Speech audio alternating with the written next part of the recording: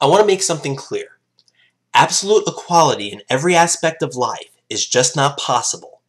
Men and women are just different. And no, what they have between their legs isn't their only difference.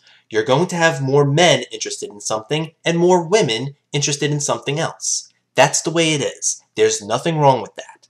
And it's bullshit to expect equal outcomes in every facet of life. I said it once and I'll say it again. Feminists are like spoiled children, and they'll cry to the government whenever they feel like they are being discriminated against. They want the government to regulate equality.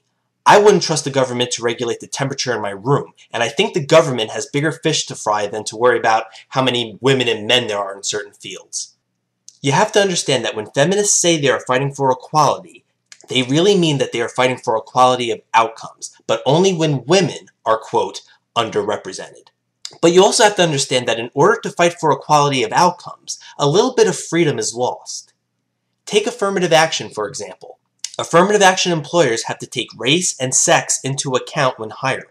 This interferes with a company's freedom to hire whomever they choose. A woman or minority could be chosen over someone who is more qualified just because they need to fulfill some sort of quota, even if not many women or minorities applied for that position.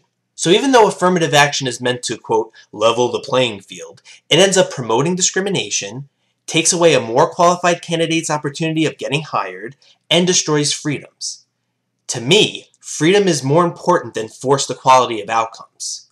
Another example of government forcing equality of outcomes is Title IX. Title IX is yet another government solution to a non-existent problem.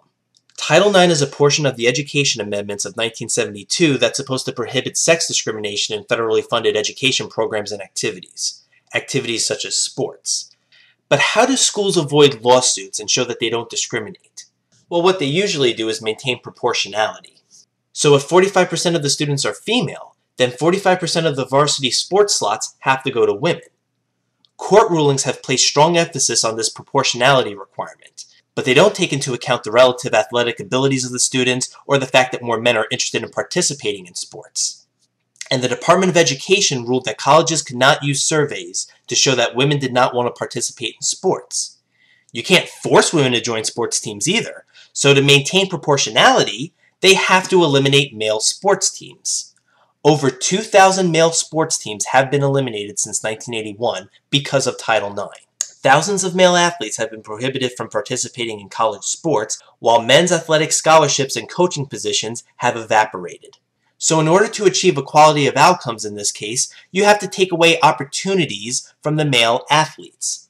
In other words, to end discrimination against women, which is awful, we must discriminate against men, which is perfectly okay. But the thing of it is, there was no discrimination against women in the first place. If you want to join a sports team and you are deemed good enough, then you're in. It just so happens that more men are interested in participating in sports. I don't understand this mentality of equality of outcomes. Feminists say all the time, you know, women make up over half the population, but we're not even 20% of Congress. So what? That isn't because of discrimination. Why does everything have to be completely equal or proportional? I love how we have a government that tries to fix non-existent discrimination against women by intentionally discriminating against men. This is one of the reasons why Obama is not getting my vote. It doesn't stop there either. The White House wants to extend Title IX from athletics to academics. The goal is to increase the number of women in science, math, engineering, and technology courses, or STEM courses. Yeah, because the mere fact that fewer women choose to major in these fields must mean discrimination.